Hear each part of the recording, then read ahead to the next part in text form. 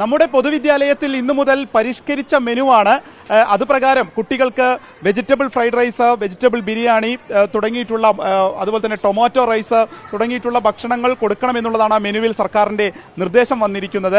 അതിൽ തേങ്ങാ ചമ്മന്തി, നെല്ലിക്ക ചമ്മന്തി തുടങ്ങിയവയ്ക്ക് ഉൾപ്പെടുത്തണം. അത് ഈ കുട്ടികളിൽ വിളർച്ചയും അതുപോലെ തന്നെ പോഷകാഹാരക്കുറവുമൊക്കെ ശ്രദ്ധയിൽപ്പെട്ടതിനെ തുടർന്നാണ് ഈ മെനു പരിഷ്കരിച്ചിരിക്കുന്നത്.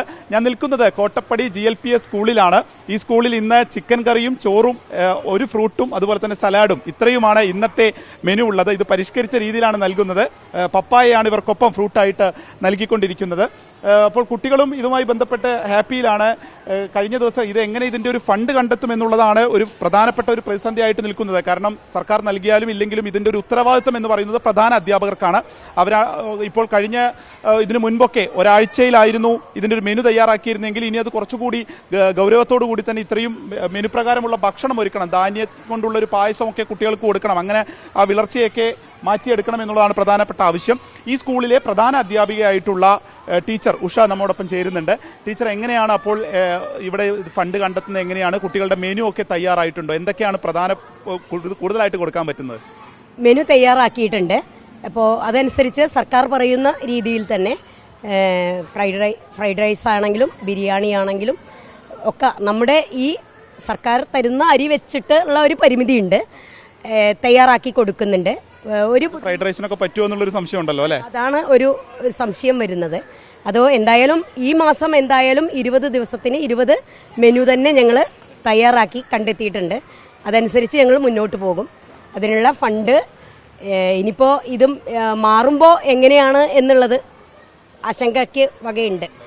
അപ്പോൾ കഴിയാത്തത് നമ്മളിപ്പോൾ ഇതുവരെയാണെങ്കിലും ചില സ്പോൺസർമാർ, രക്ഷിതാക്കളിൽ നിന്ന് അതേപോലെ അധ്യാപകർ നല്ലൊരു വിഹിതം എടുത്തിട്ടൊക്കെയാണ് നമ്മൾ PTA ഒരു സഹകരണത്തോടെയാണ് മുന്നോട്ട് പോയിക്കൊണ്ടിരിക്കുന്നത്. ഒരു സഹകരണം നമുക്ക് എപ്പോഴും ഉണ്ട്, കൂടെയുണ്ട്. അപ്പോൾ അവരുടെ സഹകരണം നമ്മൾ ഇതിലും വാഗ്ദാനം ചെയ്യാറുണ്ട്. പിന്നെ നല്ലവരായിട്ടുള്ള നാട്ടുകാർ അവരുടെ വിശേഷം കുട്ടികൾക്കൊപ്പം പങ്കുവയ്ക്കാൻ ഇപ്പോൾ മുരിങ്ങയുടെ ഇല അതുപോലെ തന്നെ ചക്ക അങ്ങനത്തെയൊക്കെ കൂടുതൽ കണ്ടെത്തണം എന്നൊക്കെ ഉണ്ട്. അതിനൊക്കെ സാധിക്കാറുണ്ടോ? ഇപ്പോൾ നമ്മൾ ടൗണിലായതുകൊണ്ട് മുരിങ്ങ ഒരു കുഞ്ഞു മരം മാത്രമേ നമുക്കുള്ളൂ. അതിപ്പോൾ ഞങ്ങൾ വിചാരിക്കുന്ന എങ്ങനെയെന്ന് വെച്ചാൽ അത് രക്ഷിതാക്കളുടെ വീട്ടിലെ കുട്ടികളിൽ നിന്ന് ഇലക്കറികളുടെ ഒരു ശേഖരണം നടത്തണം, അങ്ങനെ വിജയിപ്പിക്കാം എന്നാണ് മുരിങ്ങയുടെ ഇലയുടെ കാര്യത്തിൽ നമ്മൾ വിചാരിക്കുന്നത്. അതെ, അപ്പോൾ എങ്ങനെ ഫണ്ട് കണ്ടെത്തിയാലും കുട്ടികൾക്ക് ഭക്ഷണം കൃത്യമായിട്ടും അതുപോലെ തന്നെ അവർക്ക് പോഷകാഹാര കുറവ് സംഭവിക്കാതെ നോക്കുക എന്നുള്ളതാണ് ഉത്തരവാദിത്വം. അത് തന്നെയാണ് ടീച്ചർ നമ്മോട് പങ്കുവയ്ക്കുന്നത്. ഈ കുട്ടികളെ ഇപ്പോൾ ഇതവിടെ കഴിച്ചുകൊണ്ടൊക്കെ ഇരിക്കുന്നുണ്ട്, ഓരോ കുട്ടികളായിട്ട് കഴിച്ചുകൊണ്ടിരിക്കുന്നുണ്ട്. നമുക്കിതാ അവരിലേക്കൊക്കെ ഒന്ന് പോവാം. ഇന്നിപ്പോൾ ഈ പുതുക്കിയ മെനു പ്രകാരമുള്ള ചിക്കൻ കറിയൊക്കെ ആയിട്ടാണ് ഇതാ എല്ലാവരും ഇവിടെ ഭക്ഷണം കഴിക്കണ്ടേ. എങ്ങനെയുണ്ട് ഭക്ഷണമൊക്കെ? സൂപ്പറാണോ? ചിക്കൻ കറിയൊക്കെ ഇഷ്ടമായോ? ഇതാണോ പഴയ ഭക്ഷണമാണോ ഇഷ്ടം? മോന്റെ പേരെന്താ? എങ്ങനെയുണ്ട് ഭക്ഷണമൊക്കെ? എങ്ങനെയുണ്ട്? ഏതാ ഏറ്റവും ഇഷ്ടം? എന്താ? ചിക്കൻ കറിയാ? എന്ത് ചോറ് ആണല്ലേ? ആദ്യം ഫസ്റ്റ് ചോറ് കഴിച്ച് കഴിഞ്ഞത് ഇയാളാ? മിടുക്കൻ. സെക്കൻഡ്.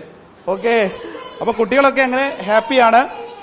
ഇനി വരുന്ന ദിവസങ്ങളിൽ ആ മെനുവിന്റെ എല്ലാ കാര്യങ്ങളും തയ്യാറായിട്ടുണ്ട് എന്നുള്ളതാണ് അധ്യാപകരും പറയുന്നത്. ചെറിയ ചില ആശങ്കകൾ ഉണ്ടെങ്കിൽ പോലും അത് പരമാവധി അത് നികത്തുന്നതിന് വേണ്ടിയിട്ടുള്ള ശ്രമങ്ങൾ, സ്പോൺസർമാരെയൊക്കെ കണ്ടെത്തിക്കൊണ്ടുള്ള ശ്രമങ്ങൾ എല്ലാ സ്കൂളുകളുടെ ഭാഗത്തു നിന്നും ഇതിനോടകം തന്നെ ആരംഭിച്ചു കഴിഞ്ഞു. അർഷക്കിനൊപ്പം വിപിൻ C. വിജയൻ, 24 മലപ്പുറം.